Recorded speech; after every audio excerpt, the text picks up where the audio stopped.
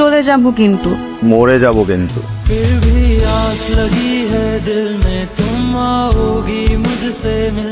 এই কি হয়েছে? অসময় শুয়ে রয়েছো কেন? আর বইলো না, সকাল থেকে মাথা প্রচন্ড ব্যথা করতেছে। আমার কাছে আসো, আমি একটা চুম্মা দিই, একেবারে ঠিক হয়ে যাবে। আইসে বড় ডাক্তার, চুম্মা দিলে মাথা ঠিক হয়ে যায়। সত্যি, আমার যখন মাথা ব্যথা হয় তখন একটা চুম্মা দিলেই ঠিক হয়ে যায়। আমি তো চুম্মা দেই না, কে চুম্মা দেয় তোমারে?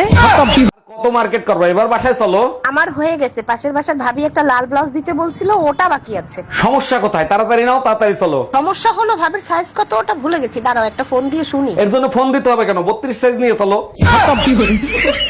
চলো চলো চলো, তাড়াতাড়ি চলো। এবার বাড়ি চলে এসেছি, মাস্কটাকে খুলে ফেলো এবার। হ্যাঁ, তুমি কে? আর আমার বউ কোথায়? আপনি তো আমাকে বাজার থেকে টানতে টানতে হাত ধরে নিয়ে আসলেন। সুন্দর বউ থাকিলে মন থাকে না মনেতে। তাই নাকি? গরমের 9 মাস মনটা কি টুম্পা বাবির কাছে ছিল? আরে কি বলো, গরমের 9 মাস তো আমি ফ্লোরে শুইতাম, তুমি খাটে শুইতা। শীতের 3 মাস ফ্লোরে ঘুমাবি, খাটার ধারে কাছেও আসবি না। हम इसका पति है, हमको सिर्फ फांसी का सजा चाहिए।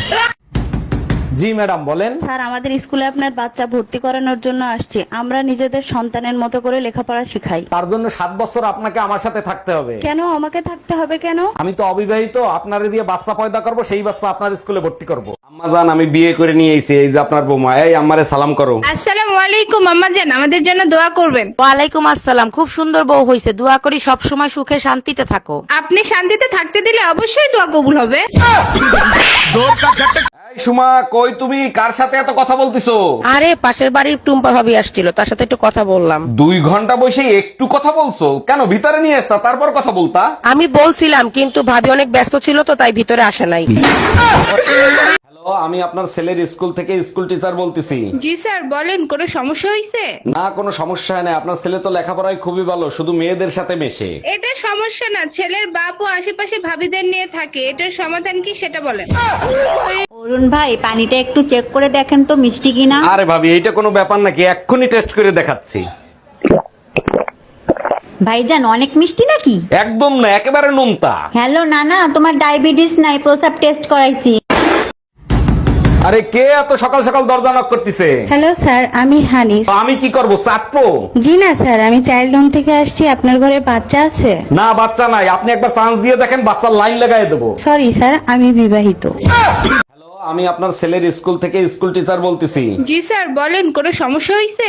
না, কোনো সমস্যা হয় না। আপনার ছেলে তো লেখাপড়ায় খুবই ভালো, শুধু মেয়েদের সাথে মেশে। এটা সমস্যা না, ছেলের বাপ ও আশেপাশে ভাবিদের নিয়ে থাকে, এটার সমাধান কি সেটা বলেন। এই আমাদের বিয়ে পড়াইছে, কাজী সাহেবকে কত টাকা দিছো? কাজী সাহেব বলল, চেহারা বিবেচনা করে যা মনে চায় তাই দেন। আমি শুনতে চাইছি, কাজী সাহেবকে কত টাকা দিছো? 100 টাকা দিছি। আমার চেহারা এত খারাপ যে 100 টাকা দিছিস? আর কাজী সাহেব 80 টাকা ফেরত দিছে। কি? আচ্ছা ভাবি, শুনছি আপনি নাকি বাসর ঘরে চিৎকার দিছিলেন। বাসর ঘরেই প্রথম আপনার ভাইকে দেখি। বলেন কি? না দেখেই বিয়ে করছেন? যখন সে আমার ঘুমটা খোলে, তখন আমি চোখ বন্ধ করেছিলাম। তারপর চোখ খোলার পরে কি দেখলেন? যারে টিকটকে ব্লক দিছিলাম, সে বিয়ে করছে।